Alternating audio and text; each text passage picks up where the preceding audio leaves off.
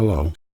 Since I've started making videos on YouTube, I've met a lot of really cool people, and some of them are creators themselves. So I got this idea that I'd talk to them, to a few of them, and you never know what we could discuss. I thought it would be interesting, to say the least. So without further ado, I got 3 friends here tonight. The first one is, his name is Steve.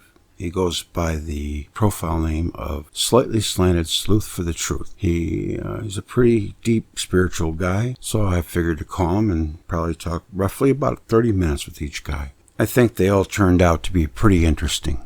So let's meet Steve first.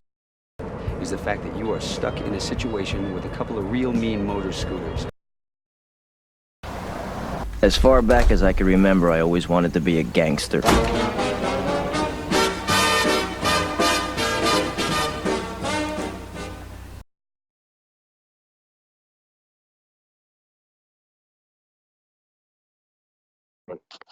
The great work, huh? The great work. And that's what the pyramids represent, the single point of truth, the Mount Meru, or the primordial mound of creation.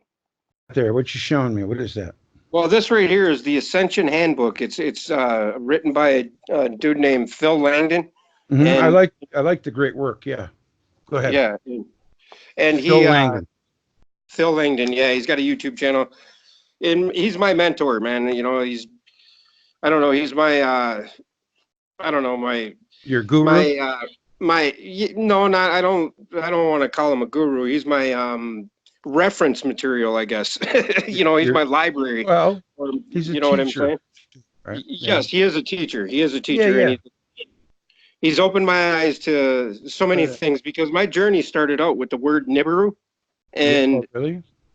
And it started out in 2015 when I really woke up to the word Nibiru, and it triggered me to a point where I bought $2,000 worth of groceries, which I'm now throwing out, and getting prepared, for the physical cataclysm that was to come. Well, what the odd thing with all that is that Nibiru actually means a place of crossing, usually to do with rivers and or ferry boats, or a signpost for transition. Well, as you well know, all of our stuff in our paradigm has to do with a cross or a circle, right? I mean, there's crosses everywhere and there's circles everywhere. So, the place of crossing is within us. Heaven and earth cross and collide within us. Yeah. And it's up to us as individuals to discern whether or not our path is the righteous or is the wrong, and only we are to judge at the end, I'm sure. So what do you think about that? Yeah, I like it. I think that, I've even contemplated that we judge ourselves, our higher selves judge us, Our higher self is one entity. We are all one. Yeah. Okay. That's wonderful.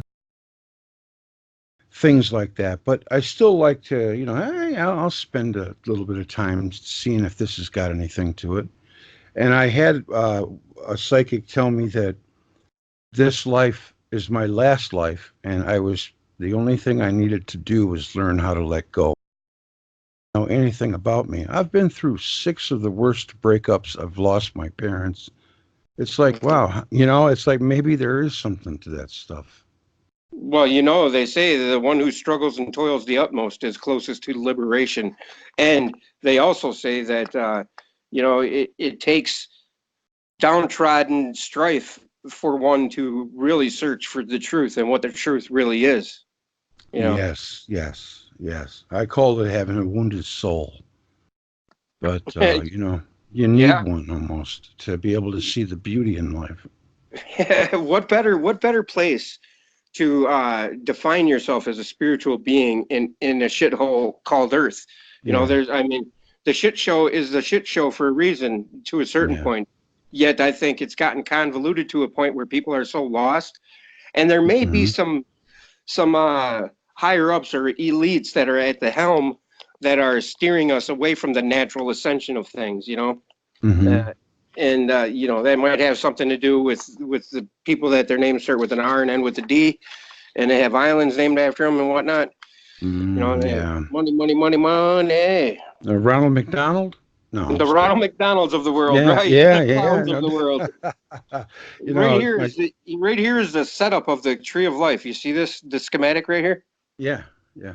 The bottom is the seven houses of the Lord, which is the seven Hermetic principles, which is, you know, the generation or the mentality, you know, mentalism, correspondence, vibration, polarity, rhythm, cause and effect, and gender, which, you know, gender is generation, regeneration. And that's what our purpose here on this planet is to regenerate the light, which is our creator, the son of man, the son of God.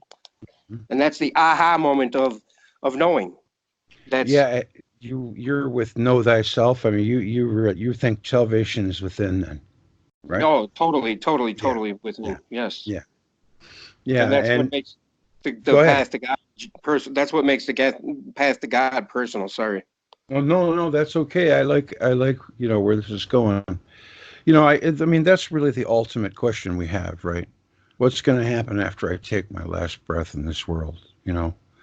I think that's on all of our minds. That's probably, who was it? Joe Rogan said the two main questions in life is why are we here and what happens after we die, Oh, right? I thought it was where's my pop and where's my pot? No, I'm Well, just yeah, no, in the material world for sure. kidding. Yeah, Right. yeah, no Right. doubt. I totally agree with that. Yeah, yeah. Tell me, No, I like to know more about you. Okay, so in 2015, you discovered the word Nibiru. Where did it take you from there? well, I was introduced to a guy named John Moore, which is the Navy guy, Navy brat that has the show. You know, he has the John Moore show on it's called I forget, but it's some libertarian radio or some. He's got a radio show, but Hmm. he's a very convincing guy and telling me about. He's telling everybody, you know, putting out videos about Nibiru and what kind of changes are going to take place on Earth. Well, all the Hmm. changes are fitting, you know. Hmm. But I've got a new theory, but I'll get to that in a minute. But John Moore, you know, you've ever heard of him? No, I can't say that I have. No. Mm-mm. So you found me in your quest for more information on Nibiru. Is that what it is? It started out as a physical thing and ended a Yes. spiritual one. Well, it's not ended yet, but yes, Right, right. exactly. That's It's where it's taken. totally flip flop. I mean, completely. I had 450 sky videos on my channel, and I'm kind of embarrassed to even say that was looking in the sky for a planet or set anomalies. But the sky, if anybody looks up, you can tell the sky isn't the same as it was when we were kids. You know. Yeah, that's, everybody says that, and I guess maybe I should have a little bit more of an open mind on it because I kind of associated the yellow sun with when we colored it yellow in grade school, but perhaps it was not so white back then. you know, I you don't know remember. that's.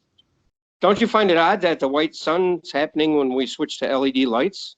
I mean, it's kind of Well, odd. yeah, that is that. I never thought of it. I know that they once they gave us those swirly little bulbs where you have to call a hazmat team if you break them. Right. Those Those those things seem CFLs. to last. Yeah, they Yeah. last for a while, but they don't light worth a crap. I still prefer the old fashioned ones. Well, if you're a mechanic at all, you work on a car, you use LED light, you can't see Yeah, anything because the yeah, brighter the light, the darker the shadow, and that's what this is all about. That's yeah. what I've come to learn is that duality as we know it in our paradigm here as created beings on this manifested plane of I'm not saying it's flat either. I'm saying it's a globe, but No, no, I but understand. Yeah. on this reality that we're involved in, we are essentially the first and the last, the beginning and the end, the alpha and the omega of the whole system. We are the pinnacle, and it's the pineal light that we produce Hmm. in union with God, our true self, our true one self. And we bring all the aspects of the two under the umbrella of the one, and we marry it all together, and we bring it back to the pleroma, to the monad, to the one, to the cross. You know, the cross that we are crucified on daily, meaning the light in this physical construct, is the hell of the Bible. The Lucifer of the Bible, or Lucifer of whatever script it is the morning star, which is the light. The same pineal light I'm talking about, because creation is indifferent. That's what the crook and the flail is on the sarcophagus of the Egyptian coffins. The crook and the flail is the indifference, and the shepherd crook. You know, I mean, the guidance, and you know, it's just, that's the way. The way is the light, because we are going to live and we're going to die by the light. And another thing is, one must be incarnate in the ka for the ba to happen, meaning that you have to die before you die. So when you die, you don't die. John 3:16. For God so loved the world that he gave his only begotten son, for he who shall believeth in him shall not perish but have everlasting life. That is the same thing. The only begotten son is that light of creation, the allspark of the Transformer movies, or the spark gap at the Louvre in the Paris Museum, you know, where the two pyramids are just about to touch. And it's Tesla's spark gap, the same thing. You know, that's what we exist in, I think.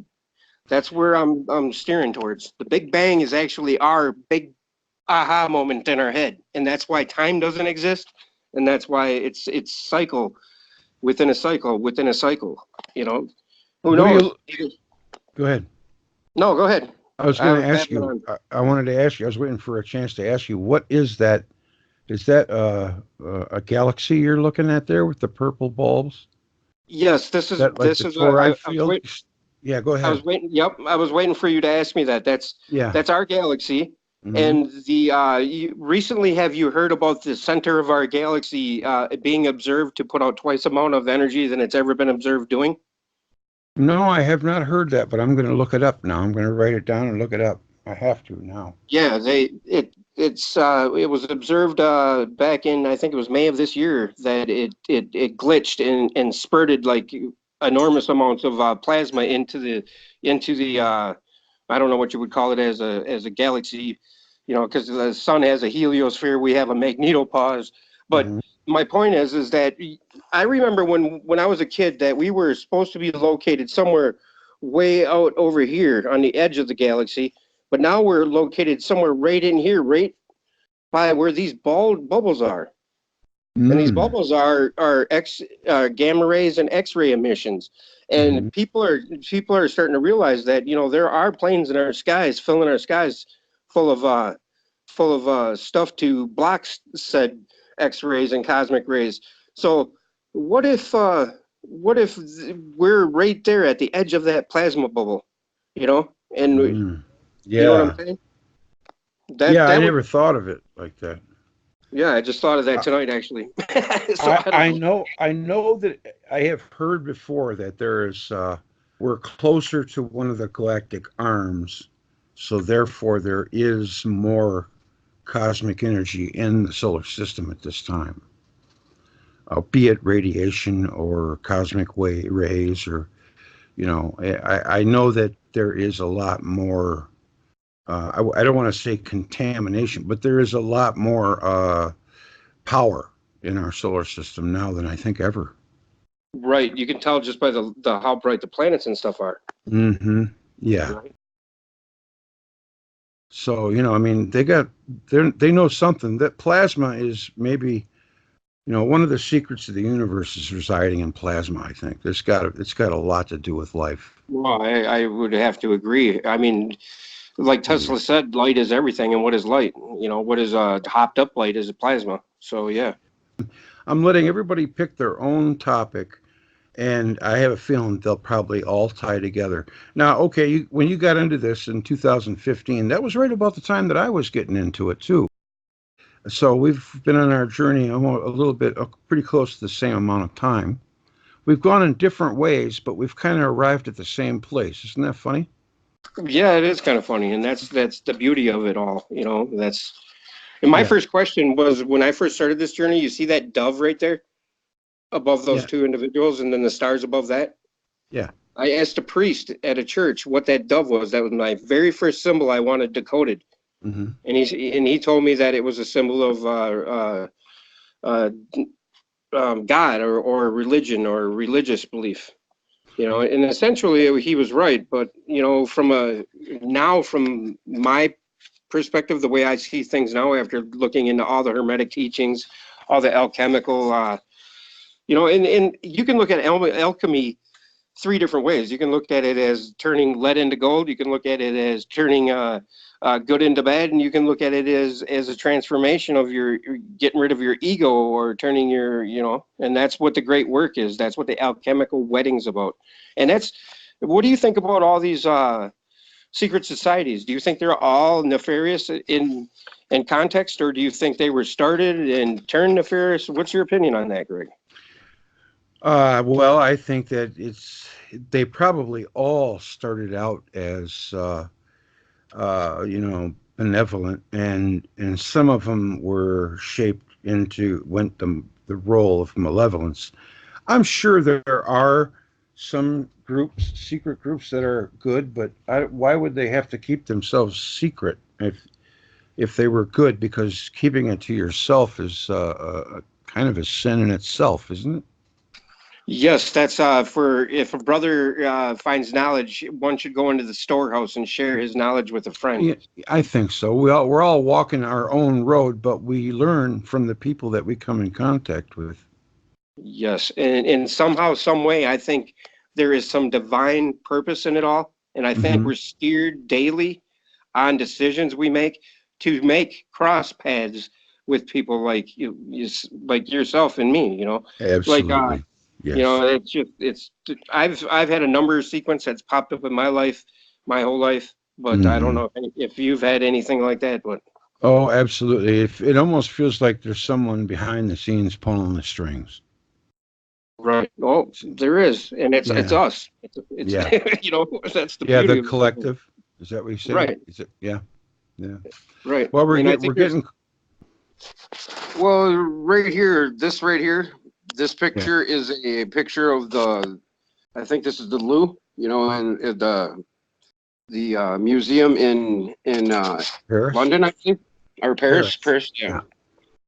Yeah. Yeah, and it's all has to do with the same thing. The fact that this has all been taken away from us,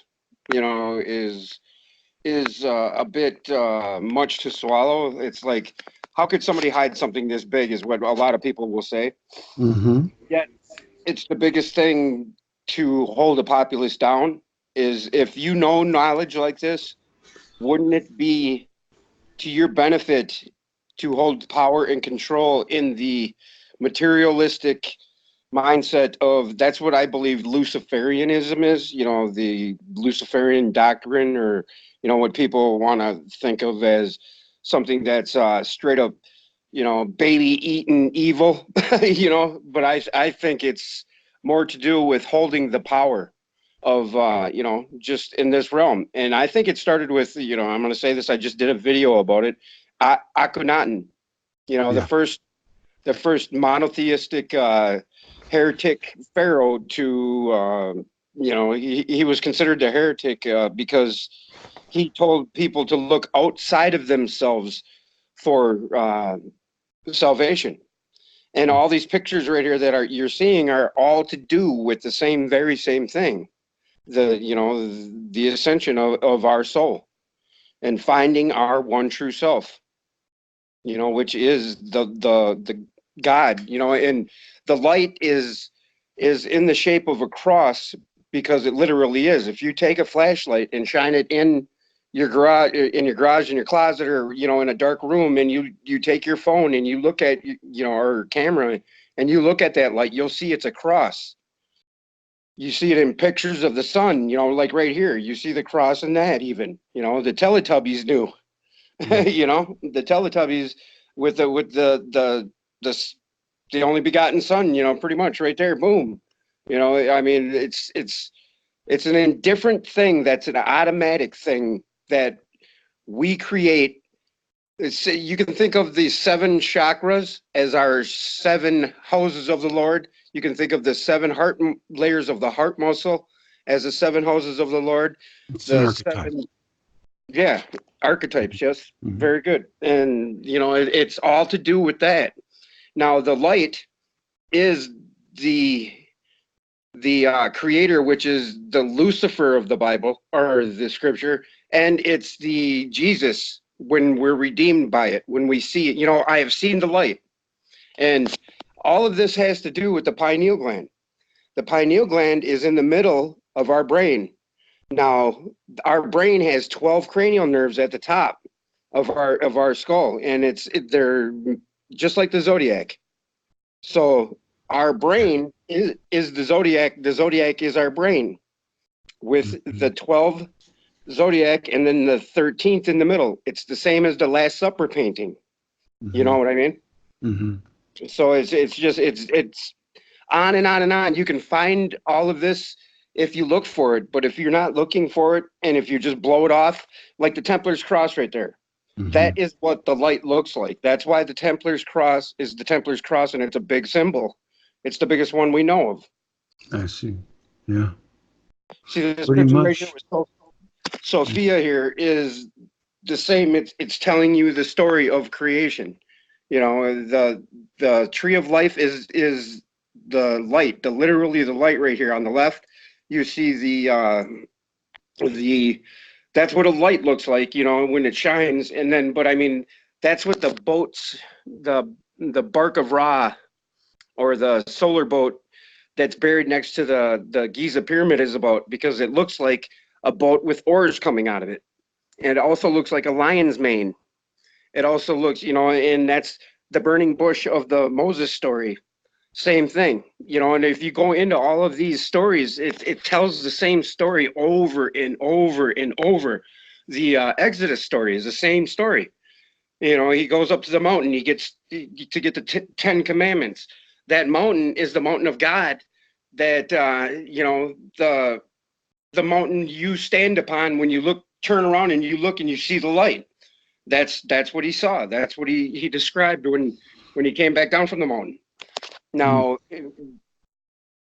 the simple fact of the pyramid is, I wanted to finish this thought with you, is Yeah. the pyramid is the 5 aspects, the process of us taking clay to make bricks, to build pyramids, to be capped, and then after they're capped, they shine like a diamond in a field of clay. Now, you can consider the clay as information. We take information to make comparisons, which is the bricks, and then with them comparisons, we give proportion to the truth, and this is what we're trying to do, is reach the truth of the matter. The truth or the comparisons, then we give proportion to them comparisons, and then by analyzing that, giving proportion, we and proportion is the pyramid, and then we gain measure by capping that, and the measure is, we give the proportion measure after we make the comparisons, and after we gain that measure, we finally understand. We reach that pinnacle of truth, that one point of truth from all of the information that we gathered out of the field of clay. The clay is everywhere. It's like the lotus flower of the what is it,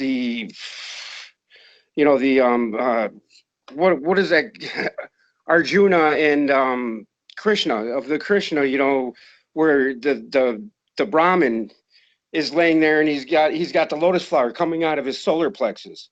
Now that has to do with the lotus flower is born from a mucky existence. It's born out of the dirt, the grime of our creation. And so we gain that measure. We understand finally. Then we shine like diamonds in a field of clay. That's the Christ twinkle, twinkle, little consciousness. star story. Twinkle, Christ twinkle, within. little star. Right. you know, and that's what it's all about, is shining in the abyss. And the abyss of the Bible is our mind space, is the darkness that we tread through, the valley of darkness of our physical creation. That's how I see it. And I've come to all of this understanding out of just sheer luck, it seems, because who am I to know somebody such as Phil Langdon? And Phil Langdon, I don't want anybody to think that I'm worshiping this guy or that he's my guru or any of that. He's a mentor to me. Yeah. He does not give me anything on a silver platter. When I ask him too much, he says, "Hey, it's not for me to tell you what this is about.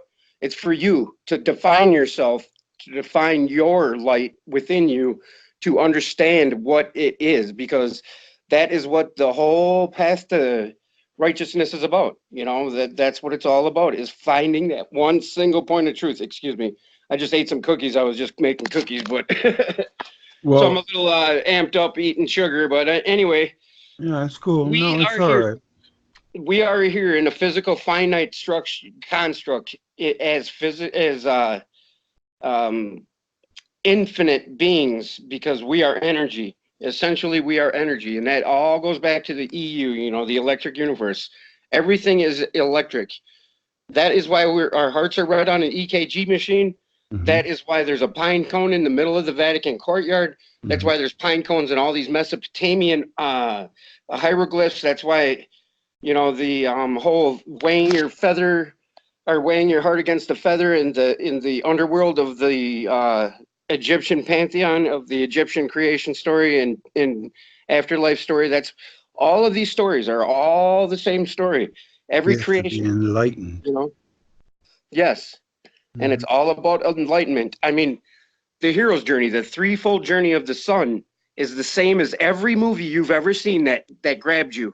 It's the same, where it starts out that there's a character and they got to struggle and they finally win. They walk away with the girl, and that's the same as our psyche, the same as our hero's journey of life. And that's what it's supposed to be. Yeah, you mean there's Sorry. another side. We're not just nanotoads or nanitoads, right? Very good. Yes, very good. That's because the squaring of the circle, the whole that paradigm, or that impossible mathematical formula that nobody has been able to do. And it involves the pi, the phi, and the phi ratio right there alone tells you. You can take the Fibonacci sequence, lay out the numbers, and you get to 5 and 3. You divide 5 by 3, you get 1.1618. You get close to that, and the higher the number, the closer you get to that phi ratio. Now you could throw it for a loop, and you could throw in any old number in that sequence that isn't in the sequence, and it fixes itself. Greg, I mean, it's weird. I just came across this from a guy on SGD, Secret Geometry Decoded, or Sacred Geometry Decoded. That guy is he's off the wall. You got to check it out, man. It's all of this comes together, and it's like your information, my information. You marry it all together, man, and it's beautiful. Yeah. Well, that's what we do, We take bits and pieces off of this person and that person and this, I was going to ask you something when you were talking. I thought, that's kind of like the number 9. When you deal with 9, no matter how high or how low, it always divides back down to 9. Ain't that beautiful? Yes. Yeah. Yep. Yeah, it's pretty crazy. God thrice great is 333, and that's the number I've seen my whole life. And I'm not saying that I'm God, or I'm not saying I'm great. I'm just saying it speaks to you. Our environment will speak to you if you pay attention to it. Absolutely. That's why we have all this, what do they call it? Something happens at a real fortunate time, serendipitous, or... Yes. Yeah. I believe that. Yeah, I really do. I haven't come to the conclusion of what exists on the other side. I just think there is on the other side.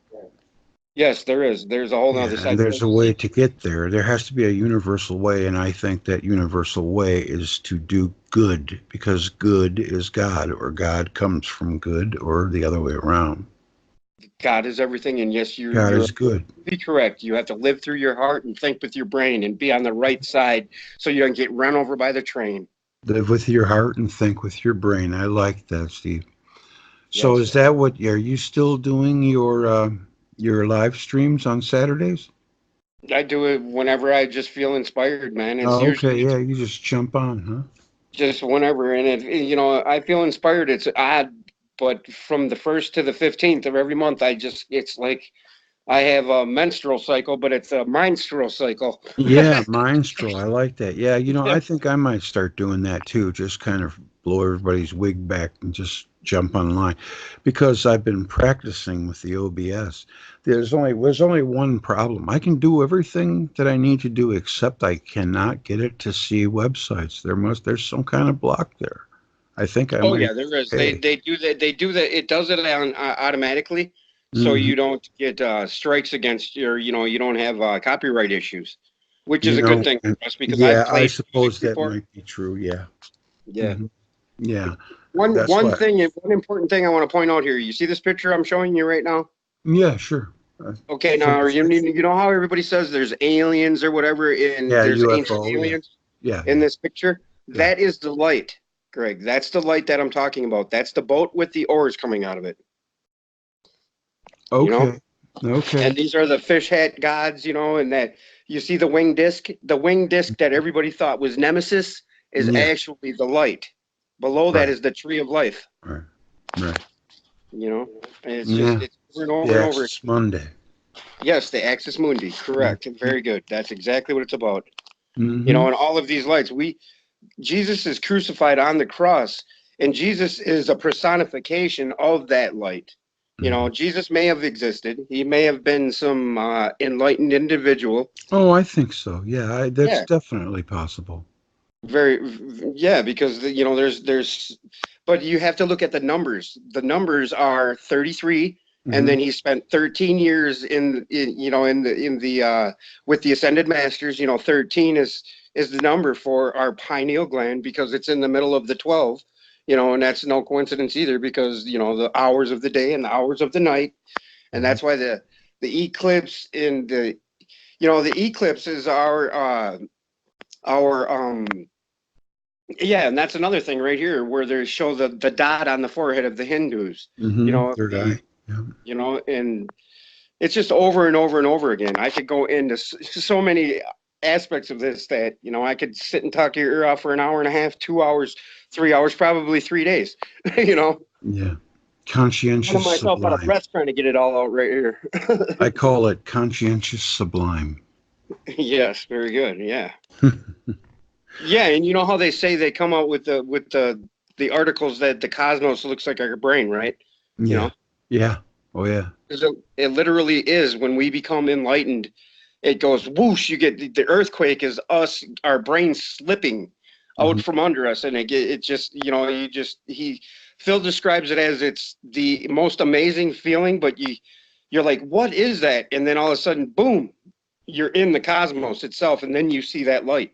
You know, Oh, yeah. Oh, yeah. and I sometimes I feel that the universe around me is conscious, and it's the most active when I'm alone.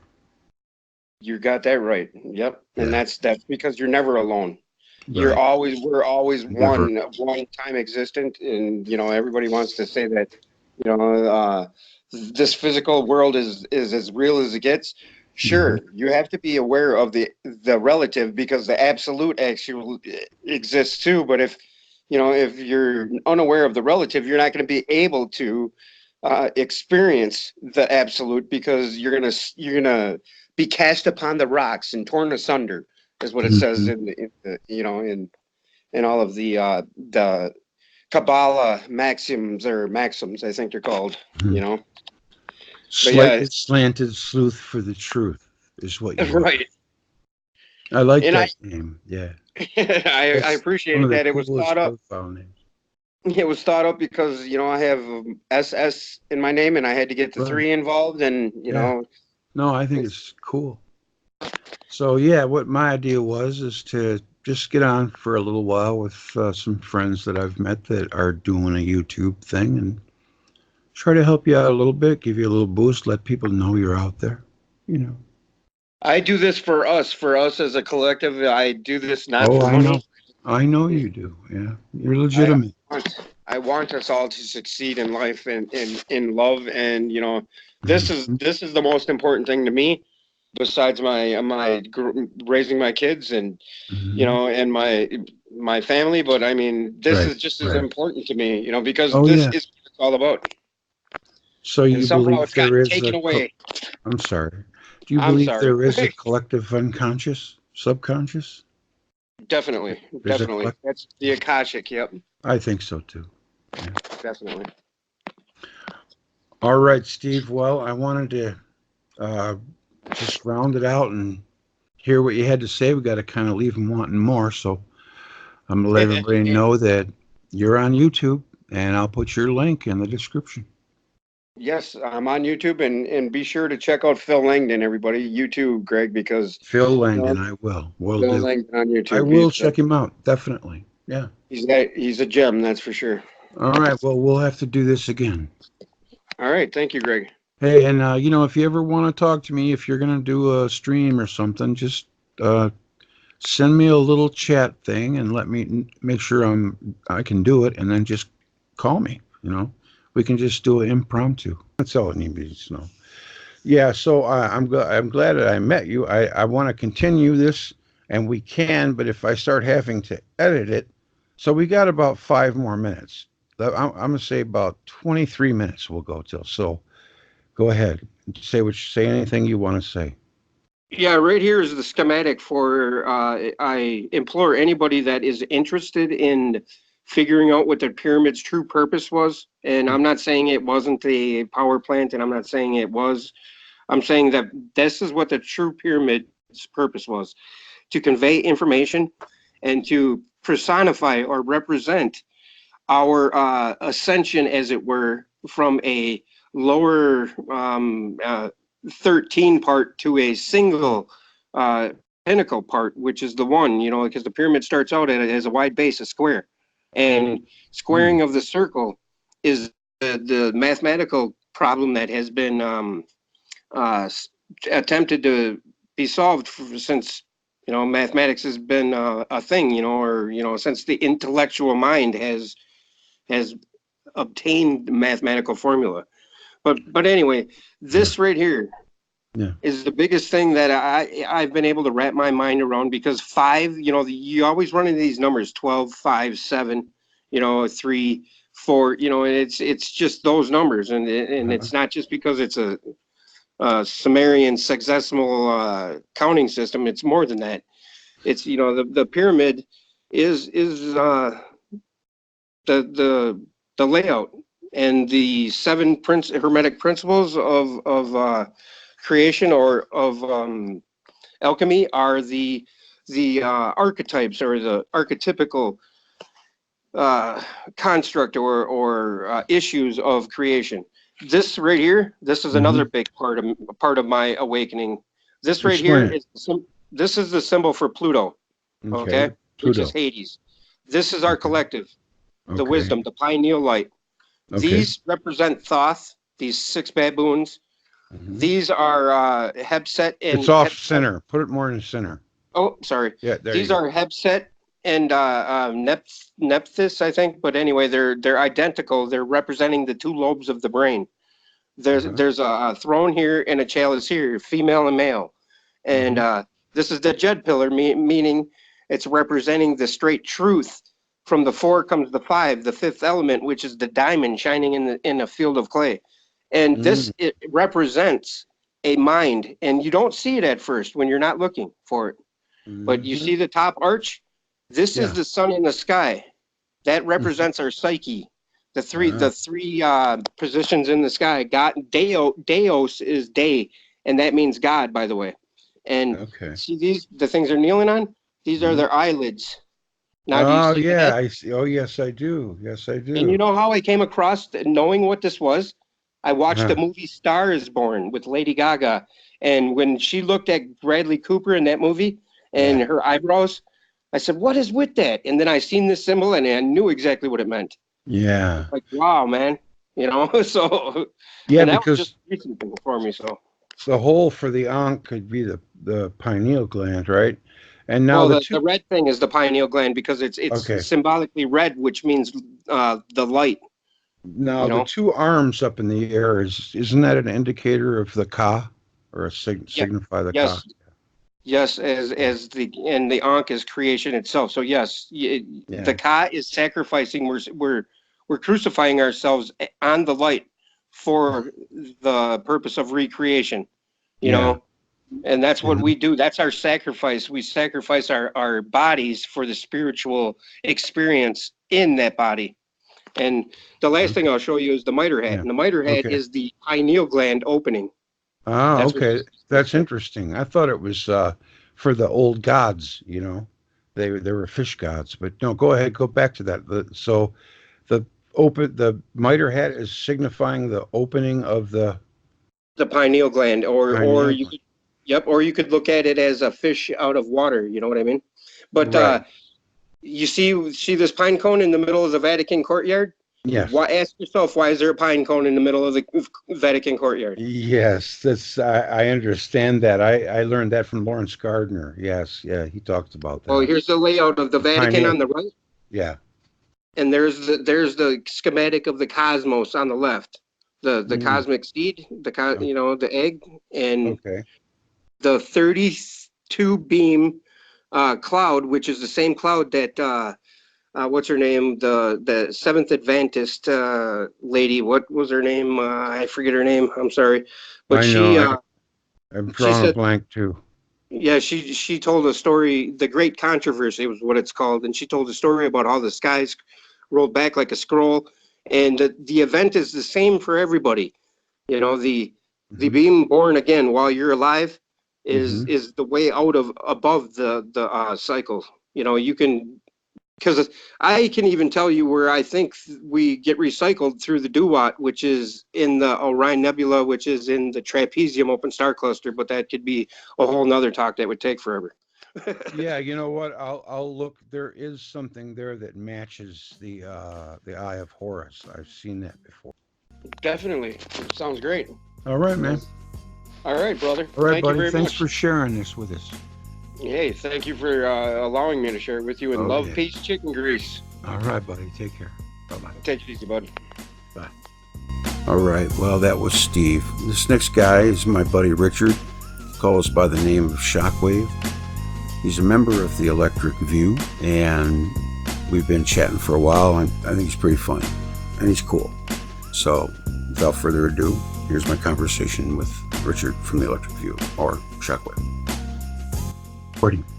Oh, So yeah. So what do you think about Birkeland currents? They're pretty special, ain't they? they're everywhere Yeah. and on all scales. And it's that combined with the magnetism, the magnetic fields that they create, Mm-hmm. that's how the universe works. As Exactly. far as I'm concerned, I mean, even down in past the atomic scale, down into the quantum, Mm-hmm. there has to be an influence with these energies, with frequencies and vibrations, creating matter and organizing matter into aluminum, Yeah. gold, Yeah. silver. I mean, all its constituents. Even the gases and water. Even I mean, people don't realize, but water is extra special. Yeah. There's something about water that it easy water. It holds charge. It separates charge from the surface that it's touching.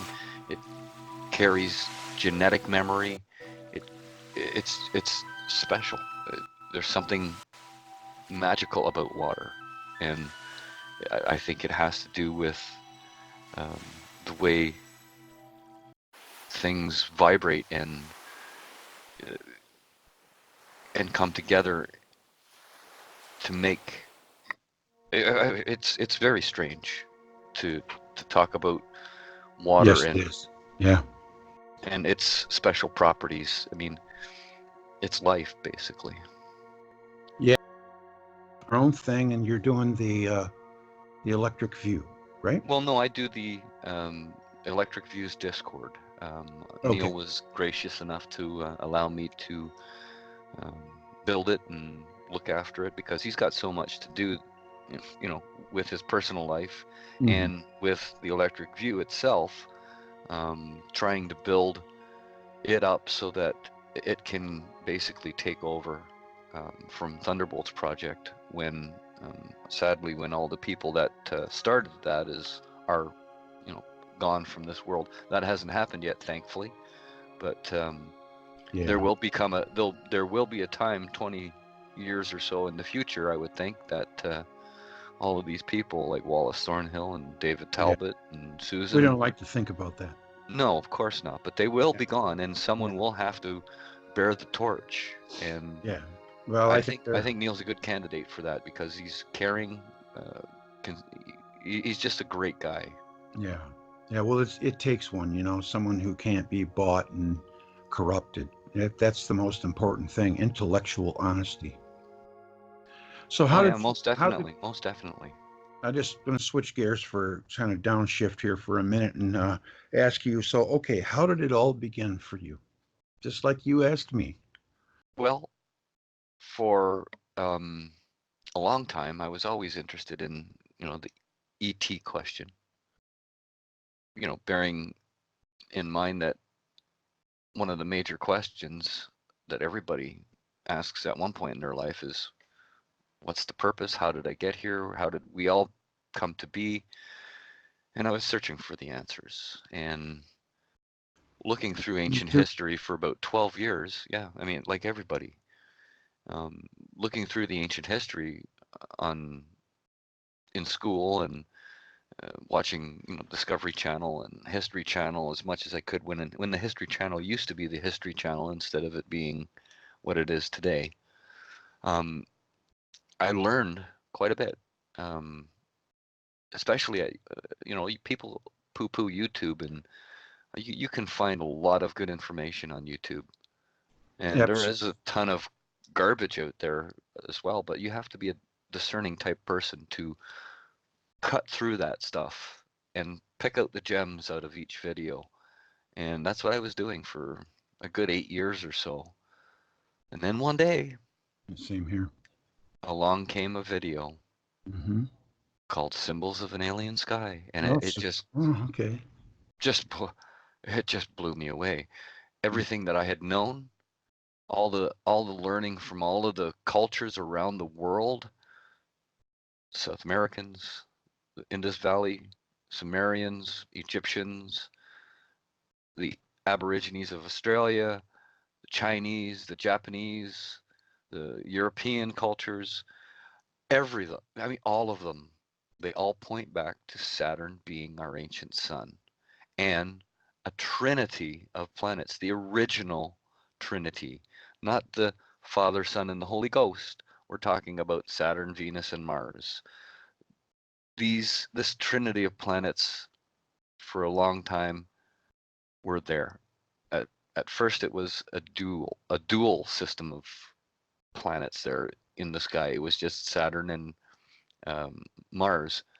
After Tess Clark blew me away. Possibly we're with the Venus, and then Saturn came in. It was like what? Okay, well, if that's the case, then we're children of Uranus, sorry. But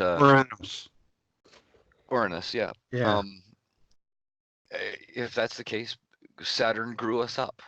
We were birthed by Uranus or Uranus, and Saturn grew us up, brought us to our teenage years, our formative years. And now, under this sun, I see us getting wise and understanding a lot more about the universe and how it works. And like I say, Symbols of an Alien Sky just blew me away. I understood what the ancients were talking about. I understood that the planets were gods. Not right at that time. I mean, it takes quite a while of watching the YouTube videos from the Thunderbolts project and just soaking that information in. For me, it took 3 years of watching these videos to come to the understanding and the knowledge that I've currently possess of everything. The electric universe is everything. Rocks are electric. Everything is electric. You're electric. Trees are electric. The earth is electric. Sky is electric. Anything that is made of an atom is electric because atoms are electric in nature. And the distances between atoms is vast. It's like the distances between solar systems in the universe. As above, so below. That saying is so ancient that nobody exactly knows where it comes from and how long it's been around for. It's in all cultures, but yes, it's been. We can point to the first person that quoted it, and that's, I think, an ancient Greek who quoted that saying, or maybe it was Thoth. I thought it was Thoth, yeah. Maybe it was Thoth. That was my, But yeah. well, the Thoth or Hermes Trismegistus, which Yeah. is Thrice. Hermes. Yeah. So that, I mean, it's Greek in there too, and Yeah. the Greek and Egyptian cultures are so intertwined. It's not funny. It really isn't funny. It's all of the peoples of the Mediterranean. I think a good portion of them came from Arata, from the north, when things got really bad, about 12,900 years ago, when we lost all the mammoths and the mastodons and the giant sloths and the great bear and all of the really big stuff that was electrocuted to death. And then during the storms that ensued from these thunderbolts of the gods, which, if you listen to Andy Hall talking about updrafts and downdrafts of supersonic winds, just carving the landscape up, ripping things apart. This is the reason why we have bone beds and all the bones are all broken up, and it's because some really bad stuff happened back then. And not many people survived. Like it says in the Bible, for the flood event, it wasn't just water, folks. It was rocks from the heavens that came off of Mars when Mars came too close. It was thunderbolts of the gods that came off of Mars, and maybe the Earth shooting a thunderbolt to Mars, depending on whose charge was higher or lower. It all depends. Mars is a smaller planet, so I would imagine that Earth sent a charge to Mars when it came close. And they definitely connected in glow mode. That's the mountain of God. That's Mount Olympus. That's Atlantis. That's all of these ancient tales of cities in the north, like Hyperborea. Well, Hyperborea may have been real, but anyhow, most of the tales of the gods sitting in their mountain in the heavens, that's the polar configuration, without a doubt. Yes, but at some point you got to know that it was real people trying to personify the whole as above, so below thing by becoming that kind of a self-imagined deity, I guess you could say. That's why we have kings and all that. I always wonder, one of my biggest queries about the human race, if that's a proper word, but it just came to mind, is that why is it that we are so damn easy to submit to leaders? And we always have been all through our history. I just don't understand that. Go ahead.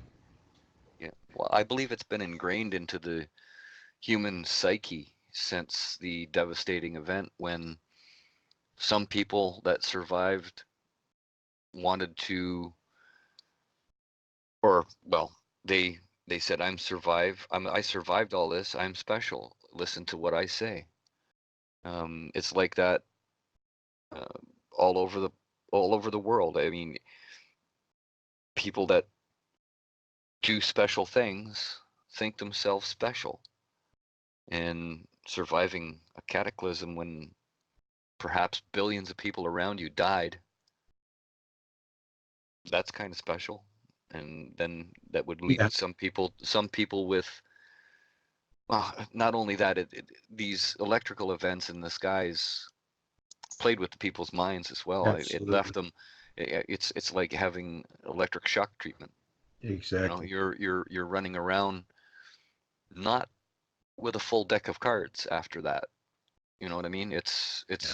It would put pressure on the hardest person Mm-hmm. on this planet, and Mm-hmm. it would maybe even harm their brain, break their brain, because that's something absolutely massive. That if if if a lot of people on the earth right now experience that, most of us wouldn't be here to survive to talk about it.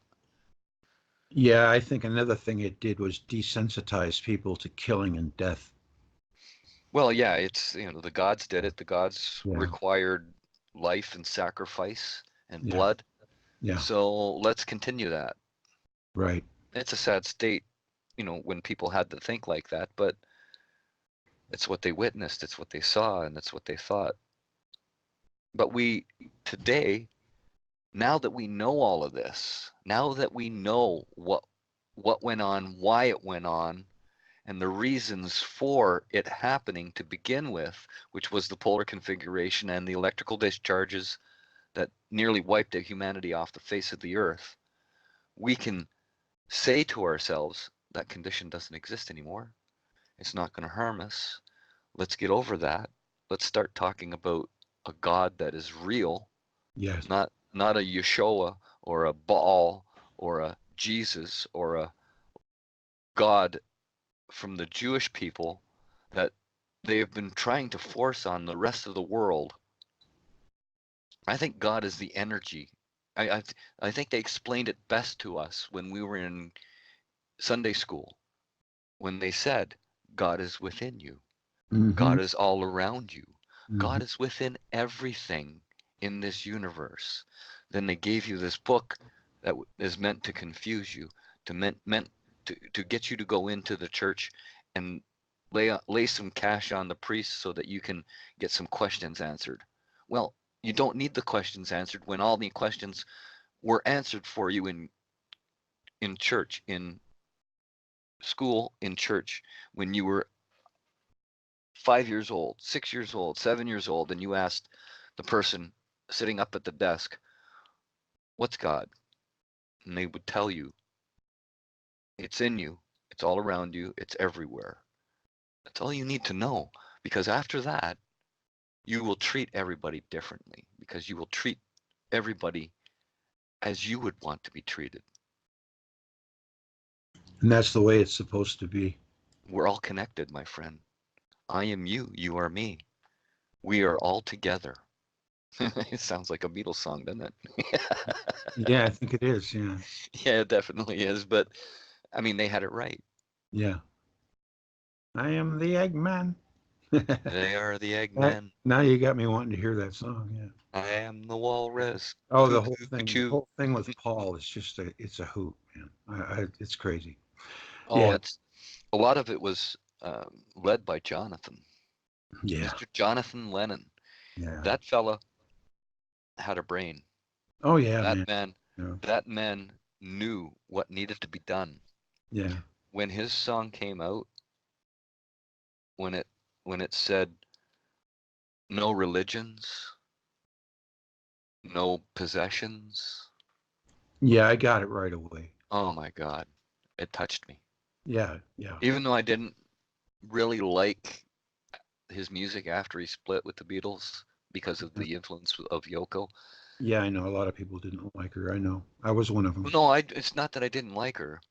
It's just that I didn't like the the influence that she That put they on his had. music, and it made his music change, not for Oh, the better, absolutely. Absolutely. Yeah. not for the better. Well, I don't, But that one one, thing, yeah, that one was special. I mean, oh my God. But see, the one touched thing me that hard. robs him is he got killed, because I'll Hmm. tell you what, that album that he came out with, that Double Fantasy album, is a good album. He was getting back to his roots. Yeah, it wasn't too bad. Double Yeah, Fantasy. It came yeah, I out. It know. was There was a okay. lot of good tunes on that. We didn't see the best from John Lennon, Oh unfortunately. no, hell no. It's like Hendrix. How Oh did we get God. talking about music?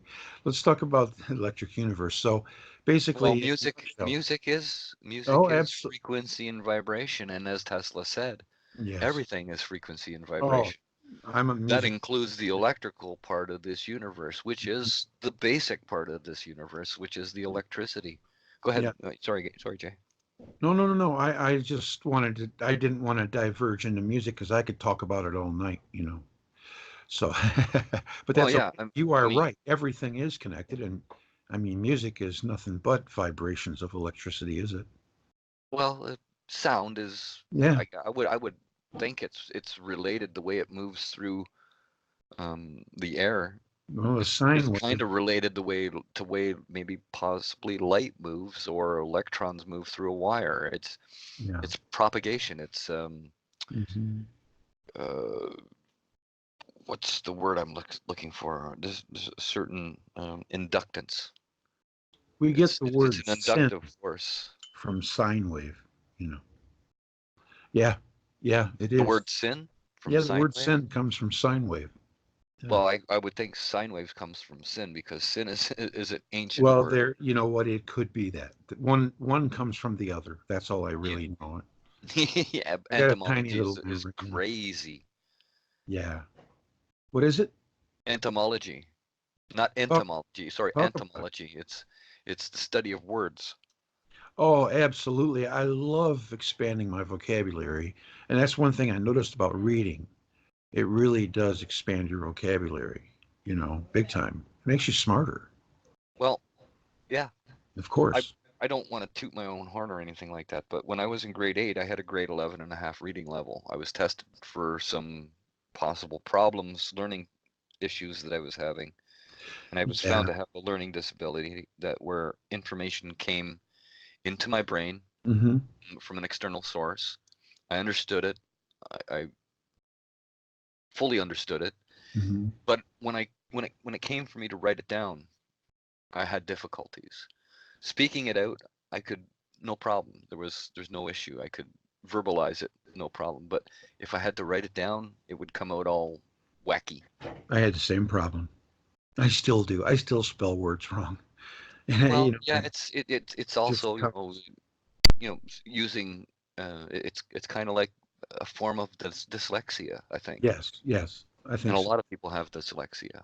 Yeah, you try to sound out the word to spell it, and is it or or eh? So you have to Hooked on phonics, take a baby. guess sometimes. Yeah. Yeah, yeah. Well, that's how I learned my Hmm. words was phonics more.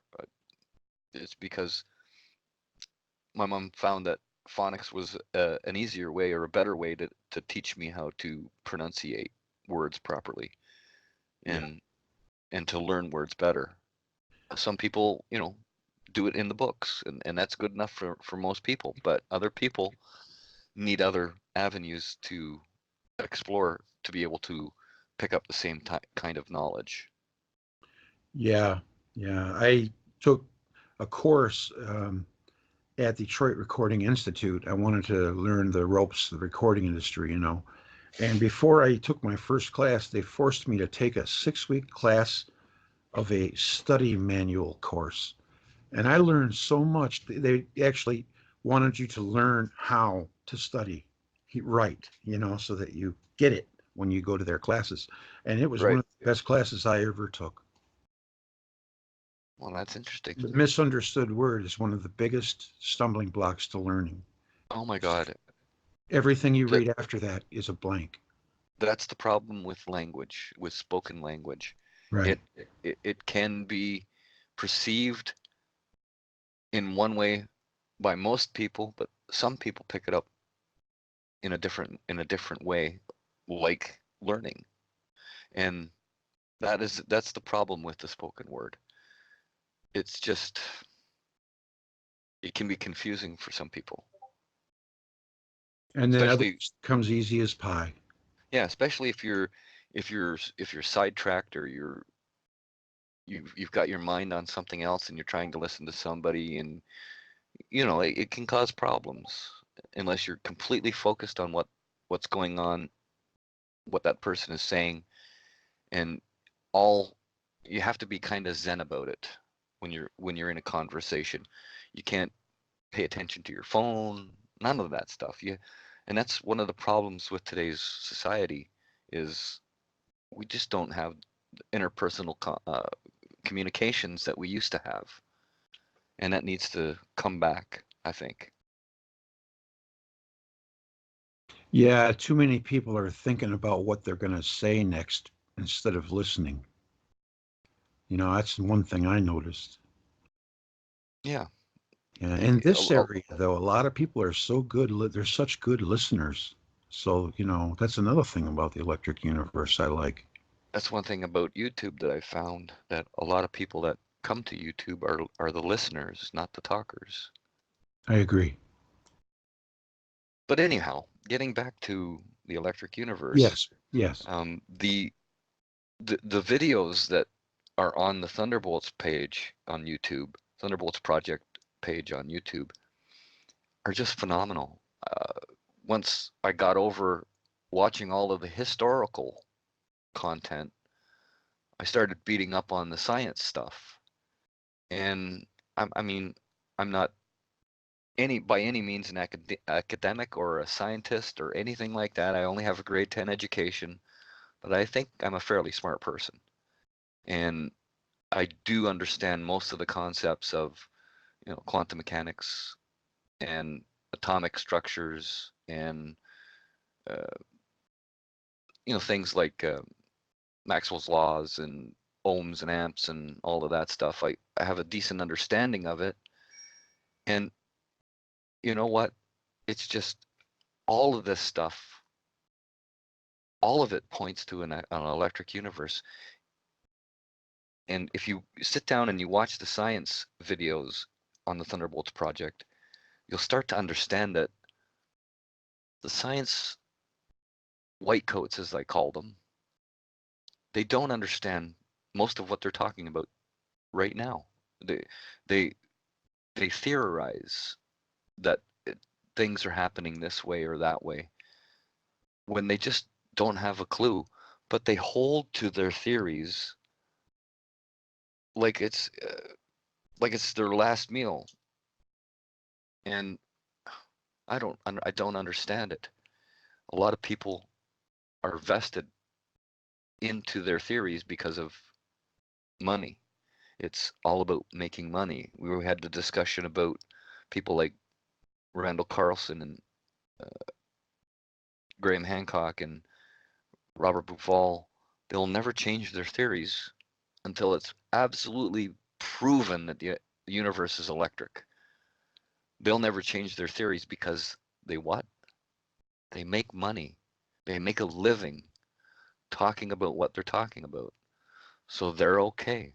They're doing fine. And it's a sad state of affairs when you're so stuck on your paradigm that you can't change. I've listened to Wallace in his videos mention a few times that if you have a better theory than the electric universe theory, show us, prove it to us, and we will change. That is the attitude that these white coat laboratory academics need to take on. They have to change their stiff, unbreakable line of um, thinking that they're in. We are children in school, probably in our third class of science as a race. We haven't even come close to coming to high school yet, as far as I'm concerned. And to say that this is settled science, it's only settled if you can prove it in a laboratory, as far as I'm concerned. And that's what the electric universe people try to impress on people is None of this is settled science when everybody's saying, well, Einstein this and Einstein that and Newton this and Newton that. Well, no. Yeah. No, we have to question everything. We cannot. If you, as a human species, if you shut down any avenue of inquiry, you just lost. That's You right. will not win. They violate their whole motto, nullus in verba. Mm-hmm. And it's just ridiculous. You know, Well, they're I not, look at, there's sorry, nowhere to evolve to there. It's all done. The work's been done. yeah, it's done and it's settled, and no, it Yeah, I can't be know. done and it can't be settled until we know everything. And we don't know everything right now. We don't even know 5% of everything. That's why it's so beneficial to pay attention and try to learn for yourself the truth, because then in that way, we're less likely to be in some black swan apocalypse, you know, something that science didn't tell us about happened. And, you know, if we would have been paying attention, we would have been seeing the signs. You know what I mean? Right, And it's right. great to know the truth too. I mean, come on. Well, yeah, It's ridiculous. you just said the key word, Greg, truth. That's what I was searching for in history and maybe not science in the beginning, but I was searching for the truth of our ancient history. And, you know, were ETs involved in our creation, or, you know, what happened? And I think I found the answers through the electric universe, that electricity, if electricity, excuse me, has the power to create a mountain in a day and destroy a mountain in a day and turn tree stumps into stone from biomatter, like,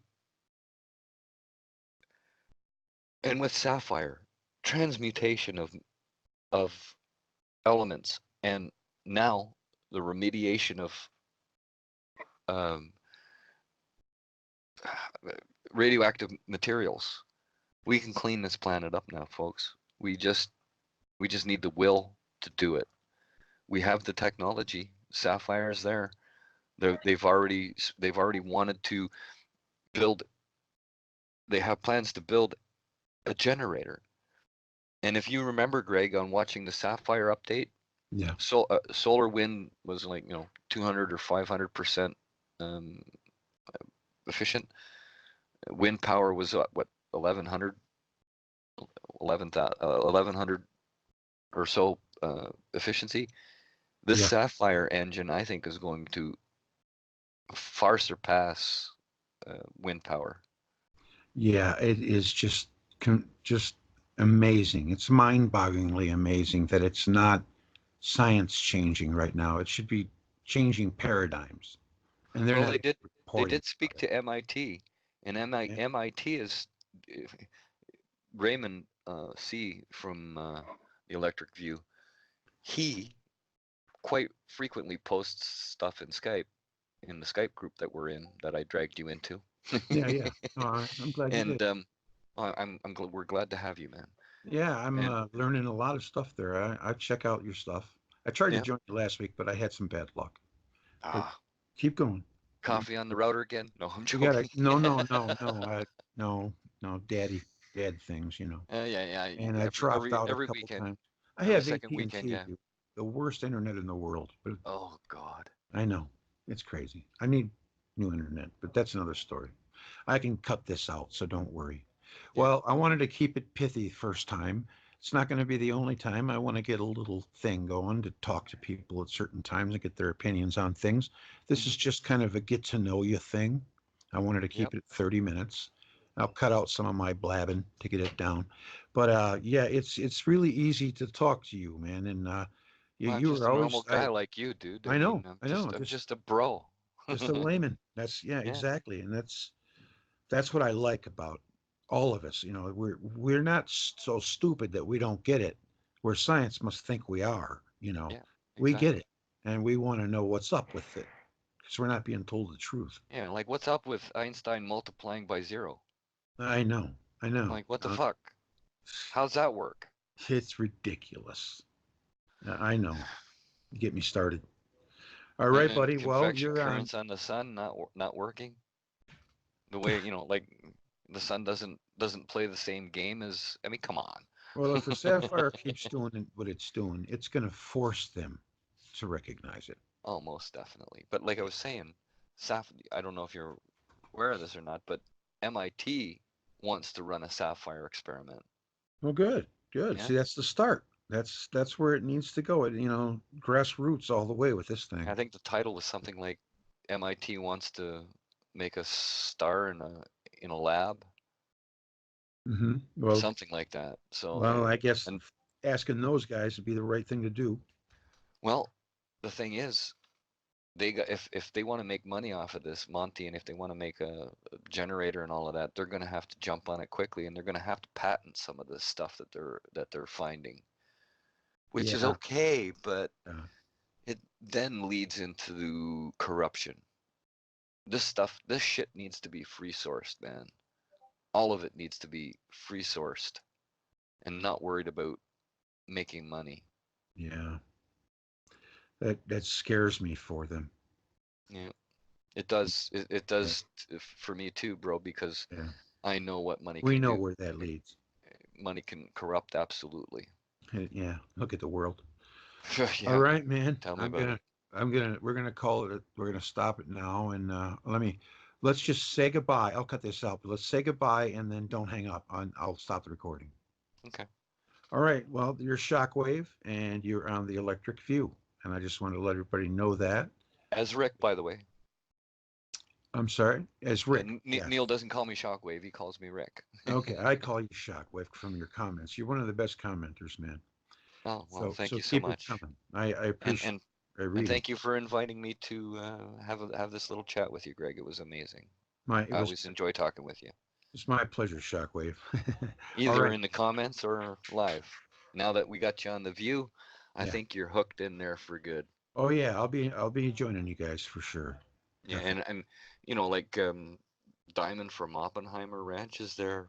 Yeah, I like Dave. Also Leak Project Rex, he's there. I mean, we're growing Yeah, in leaps and exponentially. bounds. Did you watch Rex and Wallace's latest video yet? No, I have not. I've been busy making a video and taking care of my daughter. She had bowling tonight, so I'm going to go check it Ah, out right now.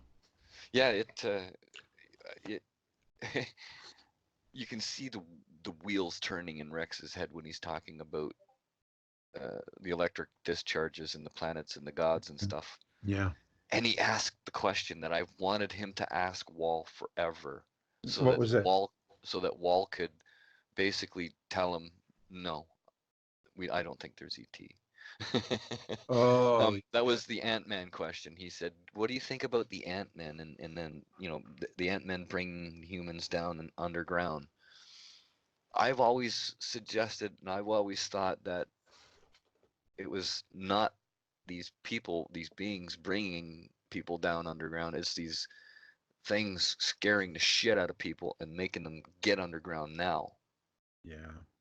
Well, I do believe that there's ET out there. It's just impossible to believe that there couldn't be life outside of Earth for me. But But the thing is, Greg, that's another video. Yeah. yeah, but the thing is, Greg, there's no way for faster than light travel. And if you try and travel space If you Well, of course, if you're at talking linear, approaching light speeds, you're gonna run into shit, man. And there's no way you're gonna absolutely. have the deflector shields or any of that. So it's gonna have to be at a slow crawl. Like Well, if you I if you s- know if you know the different ways of species uh, spreading themselves into a galaxy, let's say, there's light travel, and then there's slow travel, which means finding a planet that is suitable, sending people there, creating no, and that all I mean, takes a lot of time. that's a whole nother scenario. First of all, I'm just stammering to get in here. First of all, you know what?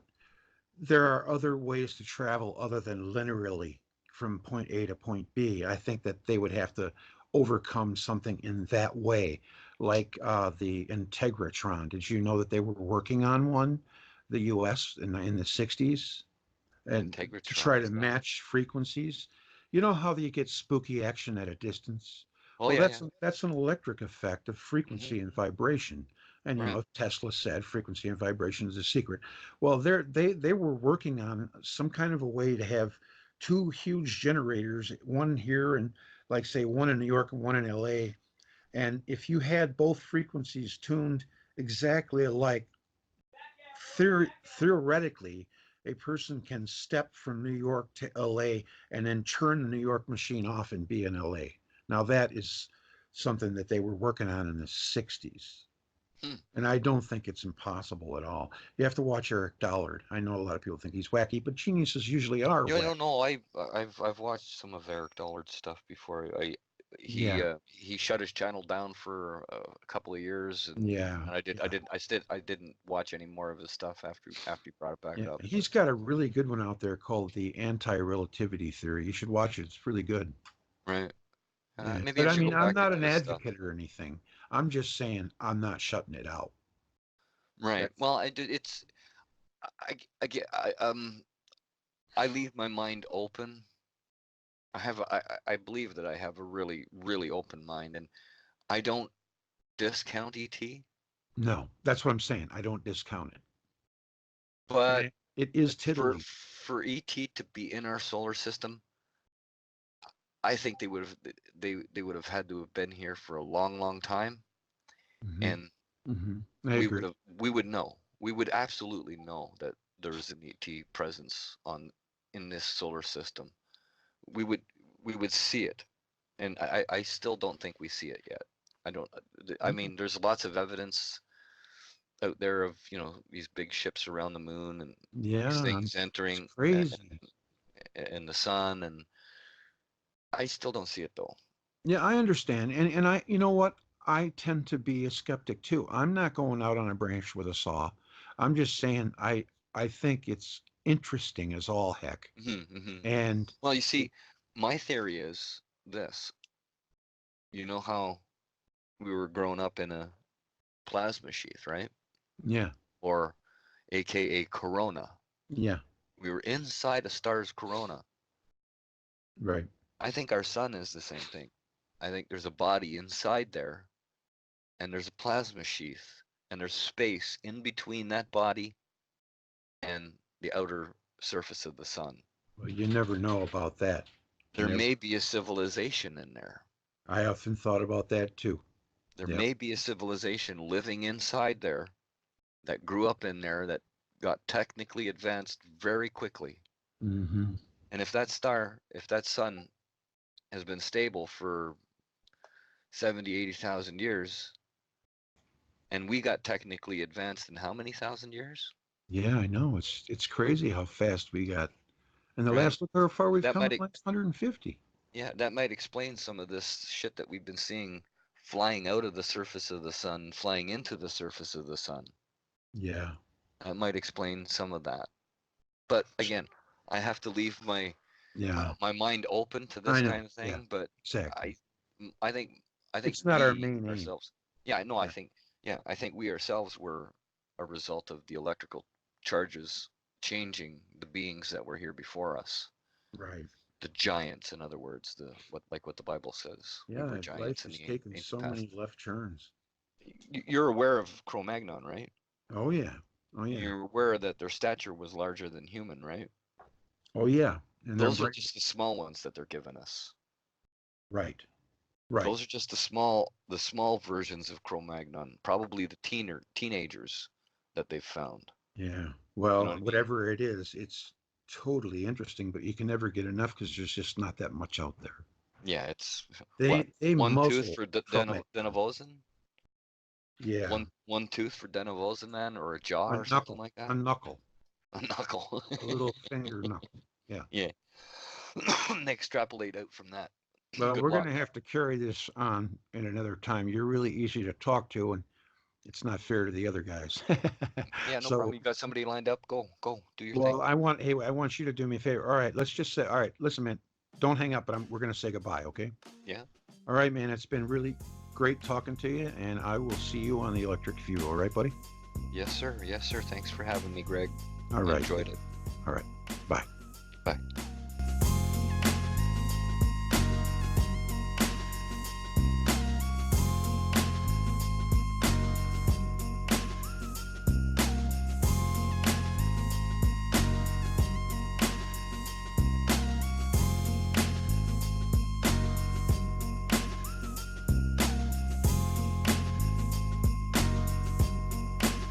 Guys that I met since I've been doing this, on a personal basis, somewhat. And I just interested to know where you come from. How did it all start for you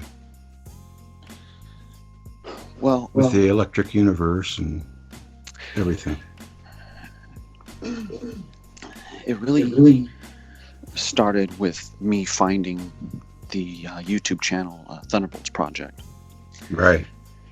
And going through all of their content. And I basically just branched off from there and started my own research into all of these things. Yeah, it's pretty eye-opening, isn't it? It really is. It's really stunning, and it's a deep subject and very eye-opening. Yeah, especially, for me, it was when I discovered Wall's video. How did it happen for you? It was really the Symbols of an Alien Sky video and the Remembering the End of the World video, and all the discourses that were put out by Dave Talbot. Yeah, they're amazing, aren't they? I know I first got introduced to that part of it when I watched Thunderbolts of the Gods, and it was like a whole nother something else, man, Right. It was really stunning. And then to realize that they had figured these things out back in the 80s was just amazing. I know, it's crazy, and it's been suppressed for so long. The whole plight with Halton Arp and everything. I just can't believe that they get away with it. Right. And people keep trying to bring this to the forefront. Way back with Velikovsky in the 50s. And he was also suppressed. Big time. Yeah, for sure. He did inspire many people despite their suppression. Fortunately. He really did. And I've read all of his books but one. And to me, they are must reads. And in my opinion, he got a few things wrong, but his content is invaluable. Exactly. Yeah. It's just coming from a whole different direction, the direction of common sense, really, when you think about it, because everything he says speaks for itself. It stands on its own, and he uses their own sources. Right. And I found a new book that is on par with Worlds in Collision. And it was published back in 1882. Oh, do tell. And I see it also as a must read. It's called The Antediluvian World by Donnelly.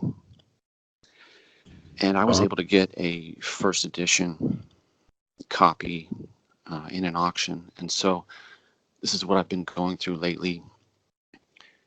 And in my opinion, this great flood definitely happened.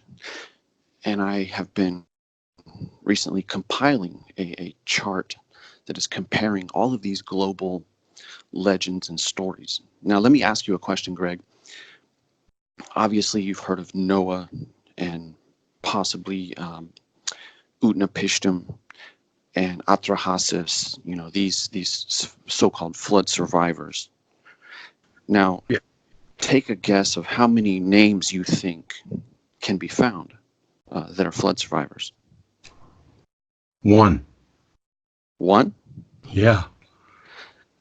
You're talking No. about Noah? Yeah. I mean, that's the only flood survivor I know of and his family. Well, in the tablets with the Epic of Gilgamesh, Okay. the flood survivor's name is Utnapishtim. Okay. Yeah. So he would be a second name, right? Right. There's also the story of Atrahasis. He is also a flood survivor in that story. Okay. Well, And that's so in the chart that I'm constructing, for example, in Mexico, one of the flood hero survivor there, his name is Cox. And so interesting. I'm creating this chart that is comparing these global stories. And I now have about 100 separate names of flood survivors. And so I'm going to be sharing this chart when I'm finished with it. And it's going to compare which god gave warning, what type of boat or canoe was used, and some of these main details and variants of these stories and legends. And it's really amazing. It is, yes. One of the gods that gave warning was, according to the Zoroastrians, one of the gods that gave warning was Ahura Mazda. And when you look up that imagery, you see the winged disc and the descending cosmic mountain. And in a lot of these stories and legends, it is the eagle who gives warning of the coming flood, or it is the stars that give warning of the coming flood. And so looking at this chart is just amazing to see all these global stories. And the question is, do they come from one source or not? Yes. And so in my opinion, from everything I've learned and researched, if you can date this last great flood, you will also be dating the loss of the polar configuration. Those planets from our perspective that we saw, Saturn, Mars, and Venus, because this is the same event, in my opinion. So dating that great flood would also give you the date of the loss of the polar configuration and the coming of the new sun. Yes. Now, this book that I mentioned from Donnelly, he points out how the people of... Can you still hear me? Oh, yeah. I'm just muted so that you don't get any feedback because I'm getting you through the speakers. So go ahead. Donnelly points out that the people in South America, the Aztecs, the Toltecs, and the Olmecs, they all say they originally came from Aztlan. And according to Donnelly, this is none other than Atlantis. And there's even movements today alive in Mexico where they talk about Aztlan rising. And so this book from Donnelly is about lost Atlantis, and it's really fascinating. Although in my opinion, Donnelly also gets some things wrong, because he is attempting to attribute these ancient gods and goddesses and personify them and say that they were the actual kings of Atlantis. Now, to sidestep, when you read Plato's account of Atlantis, it's a little frustrating because Plato builds up this epic story and tale of Atlantis and gives all these details. And then at the end, he says, and then Zeus gathers all the gods together in their most holy habitation. And then Zeus speaks the following and says, and that's the end of the story. We never get to find out what Zeus ever says. And That's crap. That's why I say it's frustrating, and Yeah. no one seems to know why the story ends that way. But I want to Yeah. point out something that nobody I have seen has pointed out. Now, according to Plato, his story comes from a relative of his great-grandfather who traveled to live in Egypt, and he got his information from these ancient Egyptian priests, right?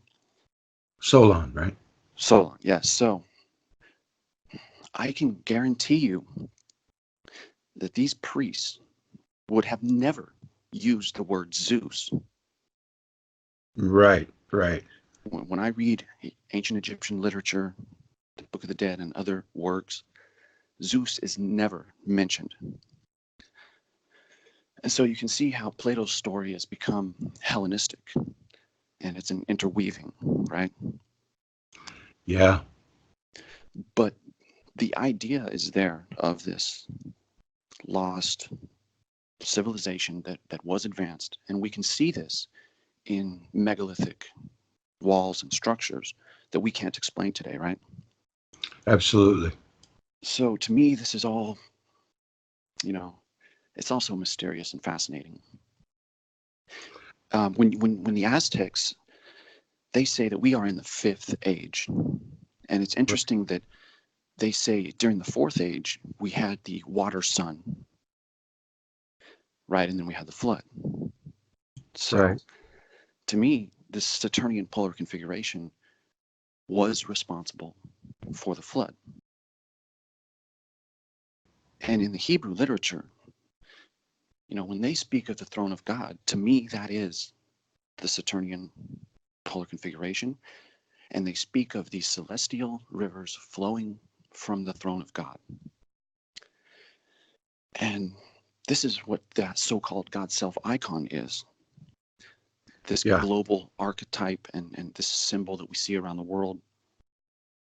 That's why you hear me talk about that god or goddess with those two celestial rivers. So piecing all of this together, I think gives us an understanding of, what caused the flood, Mm-hmm.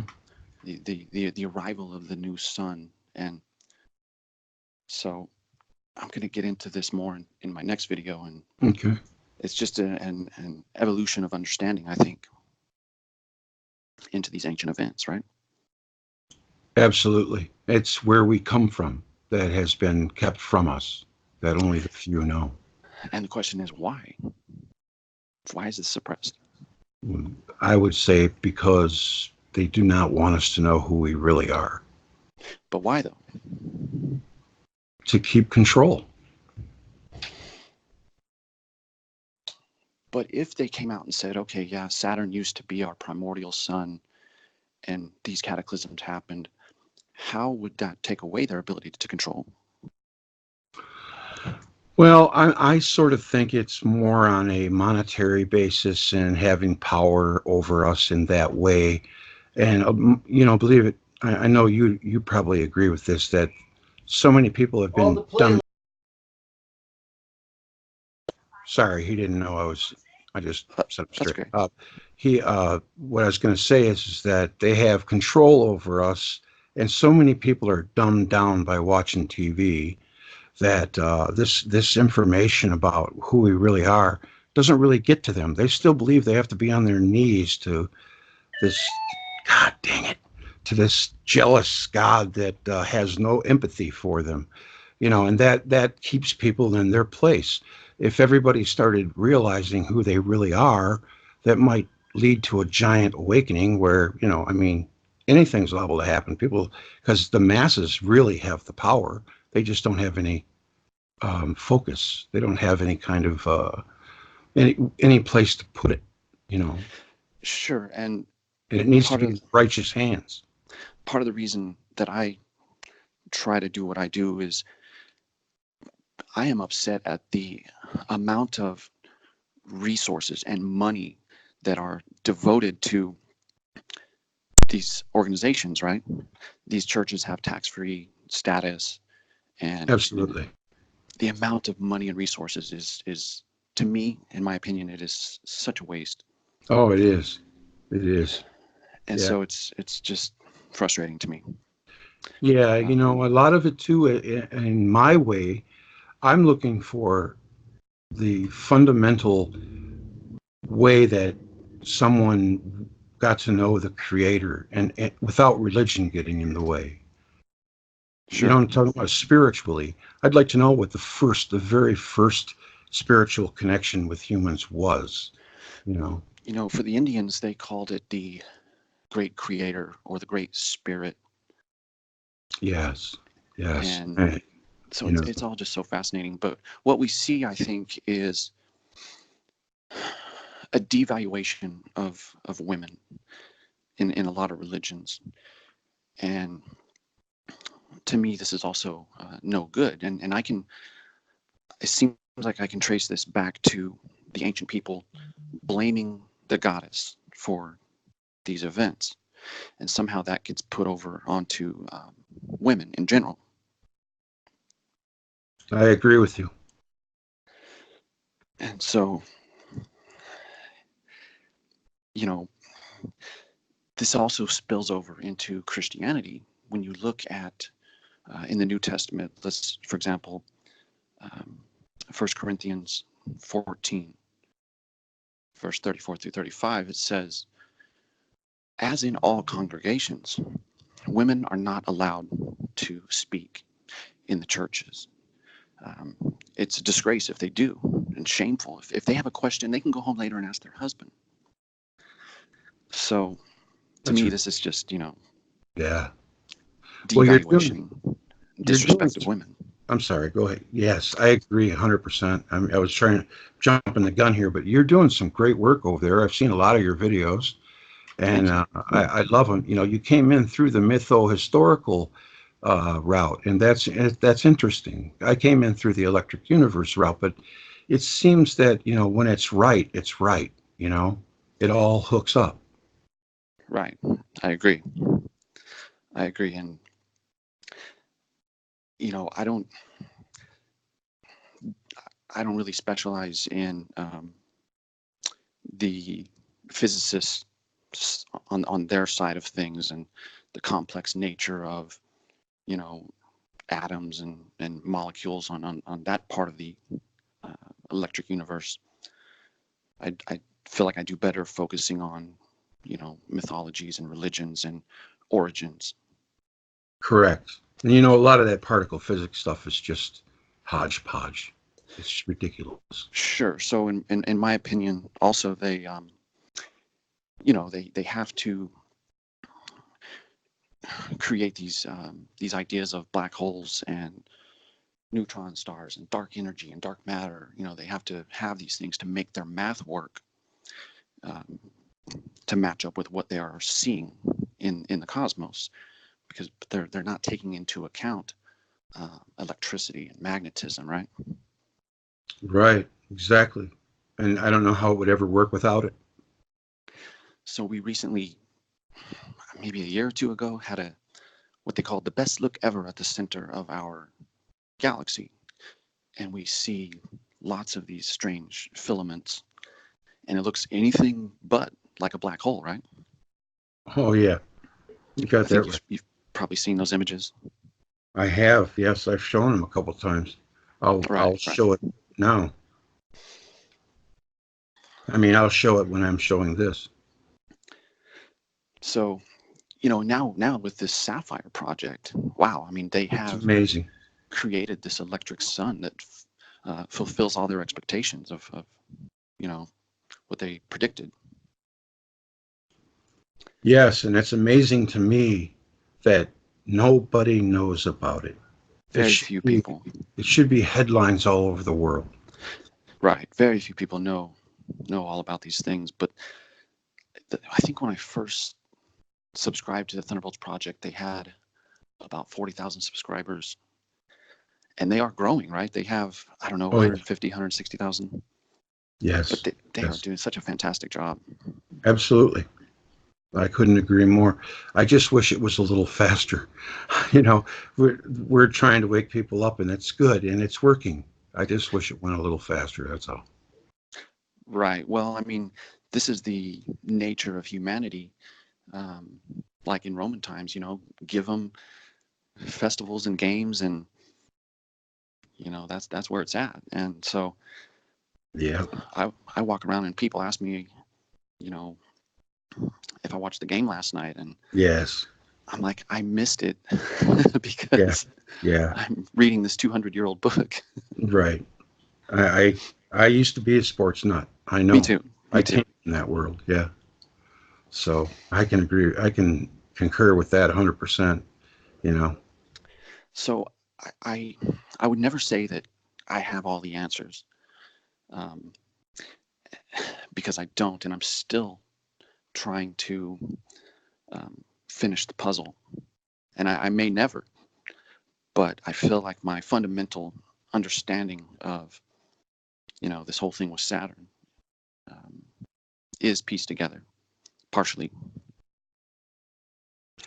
Yes, and it's malleable. With Einstein, my son told me this, and I really agreed with it.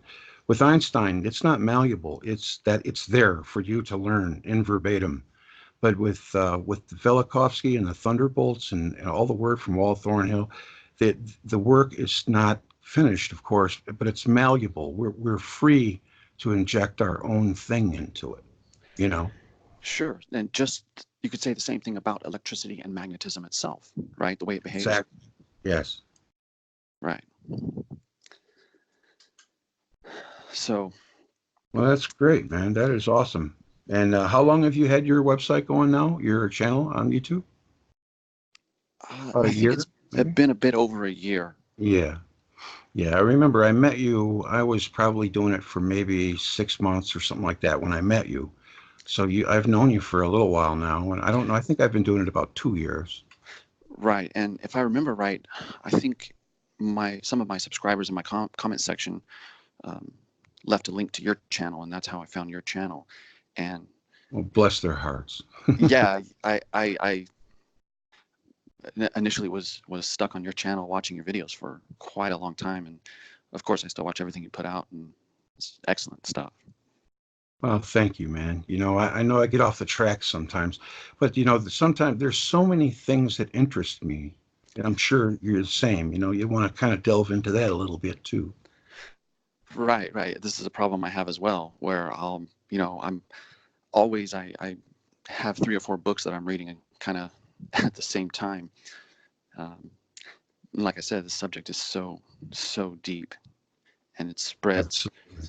Yes. all corners of the globe. And to me, this is the origins of religion, mythology, and the occult. Yes. And the occult And just means hidden. It doesn't mean anything evil.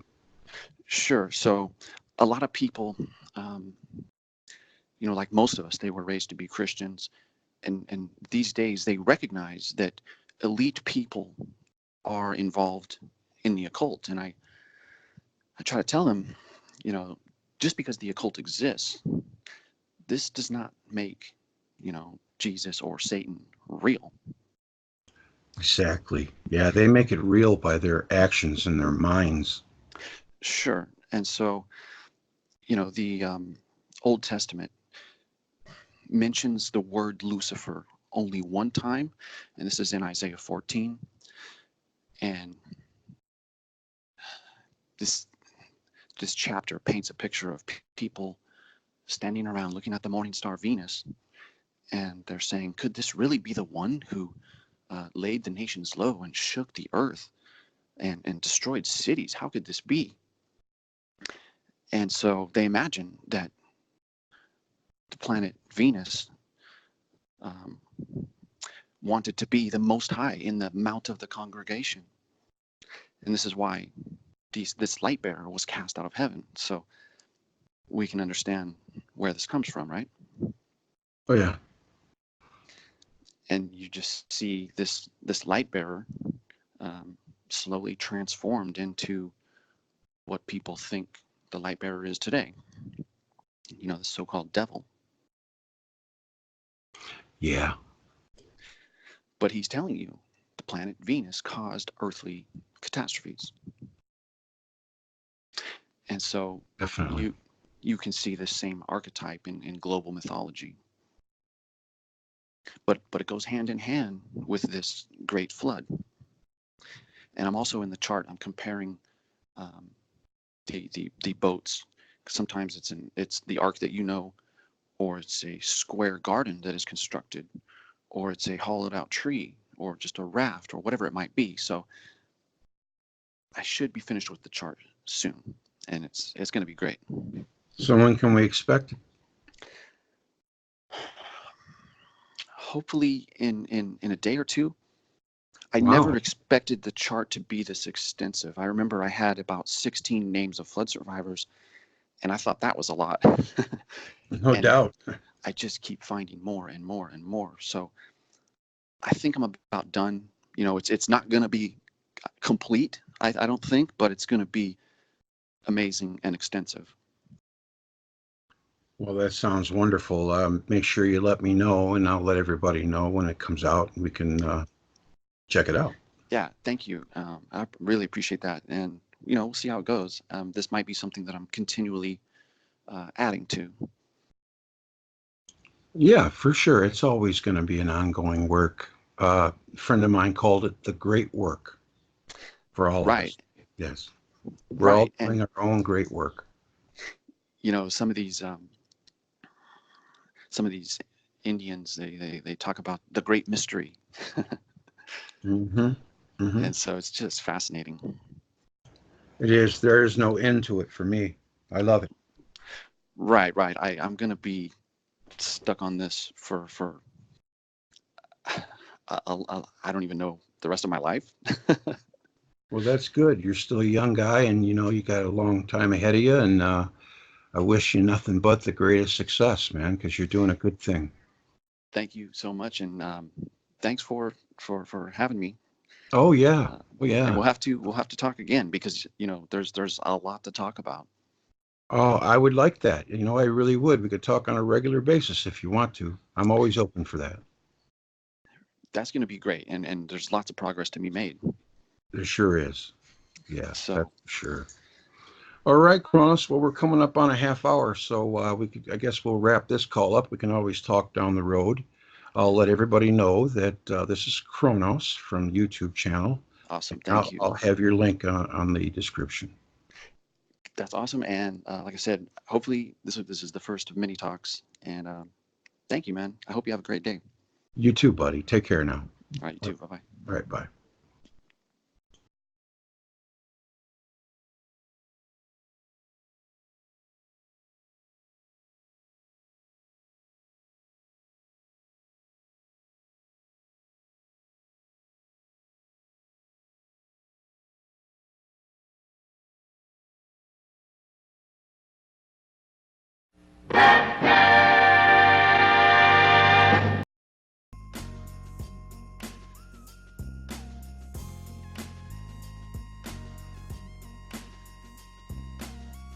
Before we get started, I'd like to thank and welcome Malik and Jared to the fold on Patreon. Thank you for stepping up. I hope I pronounced it right, guys. 'Tis a rare breed that donates, sir. Well, I'm cutting it close again. Thank you for all of your support to all my contributors. Thank you for watching. I worked on this right up to the last minute. I've got to start closing it down now if I'm going to make it by the deadline. I could just keep on adding and tweaking for another week.